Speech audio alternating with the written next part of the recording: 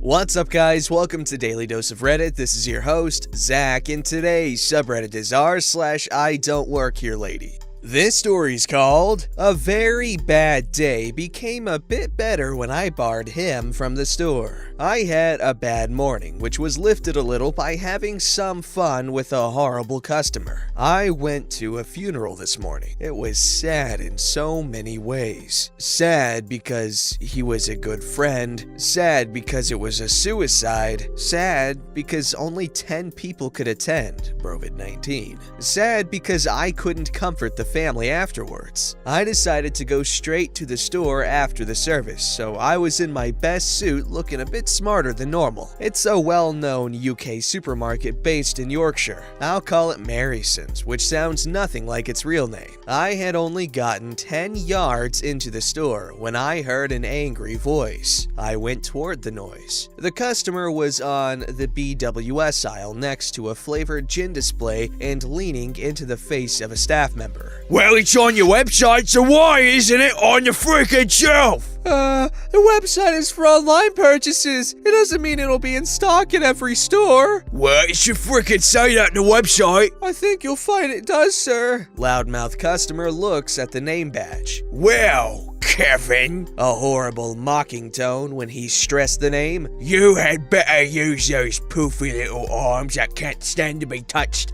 and drag your gay little cart into the back and frickin' find one for me." The cart contained bottle lock security devices, so Kevin was obviously applying the security tags to the gin bottles. "I know he don't because I've already checked for a lady earlier." "You're freaking idiots! How do you stay in freaking business?" This is the point where I walk up to the customer. Politely I say, "You're obviously having a problem. Let me try to help. Come with me, sir, and we'll try to get something sorted out for you." I turned to Kevin and pointed to loudmouth customer's trolley, shopping cart for Americans, and I said, "Just leave this trolley here. We'll be back in a few minutes." The trolley was about a third full of food, etc. Kevin just stared at me and said, "Okay." I turned back to Lost MC and said, "Okay, sir, you come with me and tell me what would make you happy. You don't have any valuables in the trolley, do you?" "No, just a few things I needed. I only really came in for the gin that was on offer." I walk towards the door and loudmouth customer walks alongside me. Obviously, the item you wanted isn't in stock. Instead of that, what would make you happy? "I don't know, a free bottle of Tanqueray gin,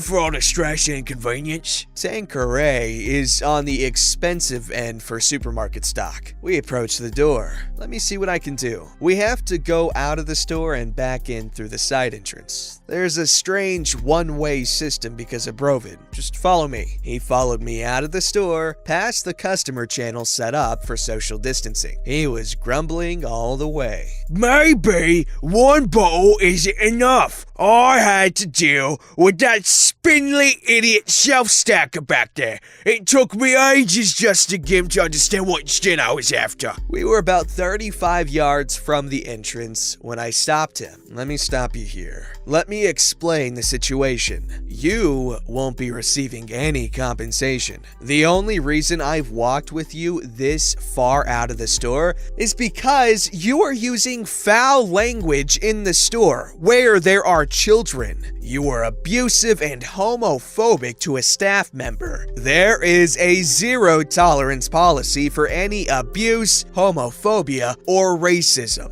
Listen carefully. You are banned from the store for life. The comments you made to Kevin are hate speech. That is a criminal offense. If I wasn't so short of time, I would call the police. Instead, I am banning you. I don't want you to ever visit the store again. If I see you attempting to return to the store, I will call the police and a formal complaint will be made about your behavior and speech. I will be happy to provide a statement. I'm sure Kevin will too." I pointed to the security guards at the entrance. "You see that man and woman on the door? I'm now going to talk to them. I will suggest to them that if you even start to approach the door, they should call the police immediately. I wasn't gonna report your homophobic hate speech, but I will if you don't leave the premises immediately without any trouble. I ain't doing any hate speech. Poofy little arms, gay little trolley. That counts as hate speech. I'm also guessing that the camera will show you grabbing or touching Kevin. That is an offense even when we don't have the social distancing laws. I was just getting his attention. I'm not prepared to discuss it any further. The sensible thing for you to do would be to leave and think you're lucky that you're not in the police station. If you want me to make a formal criminal complaint, then by all means I will. Please write to Maryson's head office at Bradford. My name is Mr. OP.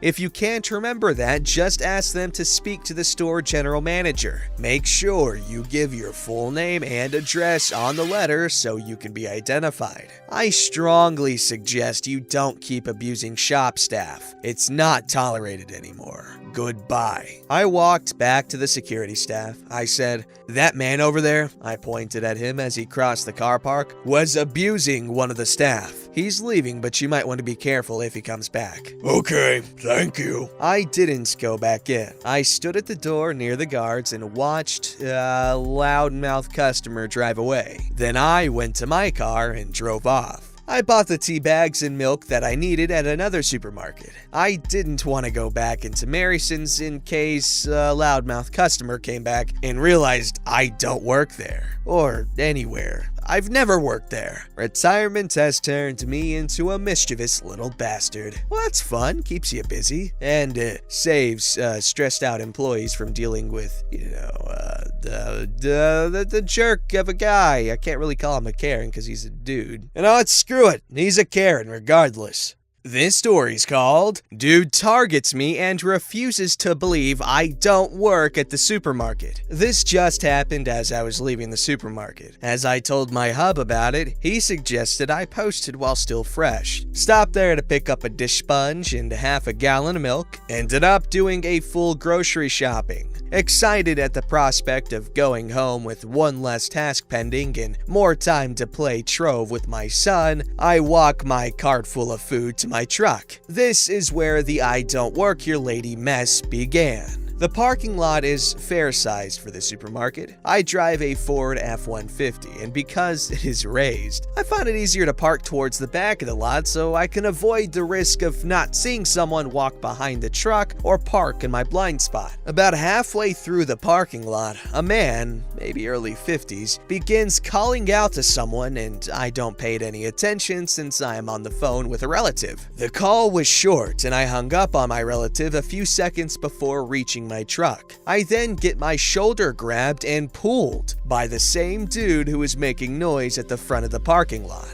Here's the cast. There's me, Entitled mediocre prick. supermarket employee. What the fornication under consent of the king? Don't touch me, dude. Didn't you hear me? You need to take my cart back. What? No, I don't. Walk it back yourself. Just do your job, you lazy bimbo. You kids don't know how to work. Come on, go do what you're supposed to. At this point, he grabs my arm and tries to budge me. I'm 5'10" and 200 pounds. A prominent aspect of my job is lifting heavy items. You will not budge me if I don't want to move. I told you not to touch me. I also do not work here. I am not wearing a uniform. I have no work badge. I'm trying to put the groceries I bought into my freaking vehicle. Leave me the hell alone. I wrenched his hand off me and was so pissed that instead of punching him, I turned away and slammed my cart into my truck so I could finally leave this butthole's orbit. How dare you freaking touch me? And you just scratched that truck. I'm gonna get you fired and arrested for being a crappy employee. Now the store employee, a young man who picks up the shopping carts, jogs over to see what's up and is treated to witnessing me trying to get my groceries in my truck and the entitled mediocre prick butthole grabbing my bags and slamming them onto the ground. At this point, I'm all sorts of done and ask the kid to call the manager and the cops and to pull up camera footage. I'm gonna need it. Store employee is like a deer in headlights, but sets off to get help. Entitled mediocre prick is now trying to keep me from getting in my truck because butthole. The whole time he is screaming at the top of his lungs about how I will be fired and arrested. Store employee came back. Manager unavailable. Great. I asked the store employee to stay back since entitled mediocre prick is unhinged and used a small spray bottle of outdoor bleach mixture I keep in my purse to sanitize my work gear when I remove it. Sprayed it in entitled mediocre prick's eyes and that got him to budge. I then sat on entitled mediocre prick and I guess all that crap was enough for the manager to show up when the store employee went back a second time to get him. The security guard was very nice as he restrained entitled mediocre prick while we waited for police. The manager apologized and asked for my receipt so they could replace my groceries and then showed the cops their footage of the cluster lovemaking when they arrived. Turns out, entitled mediocre prick has a history of assault against women. Shocking, I know. And an attempted kidnapping last year. The store employee theorized that entitled mediocre prick may have been trying to get me closer to his car since the cart drop-off was 2 cars away from him. I'm pressing charges and the supermarket is gonna have to switch security companies. Where the heck was the parking lot security guy? Chatting up teenage girls on the other side of the parking lot. I'm so freaking pissed because it could have gone way worse for me or another woman. Update! Got a call from my lawyer this morning that entitled mediocre prick was trying to get released from custody last night because his elderly mother made a scene at the station. My lawyer wasn't having it and knows I sure as crap wouldn't either. Bail was already high, but the on-duty officers were ready to let this butthole walk out because they didn't want to hear her whine and scream anymore.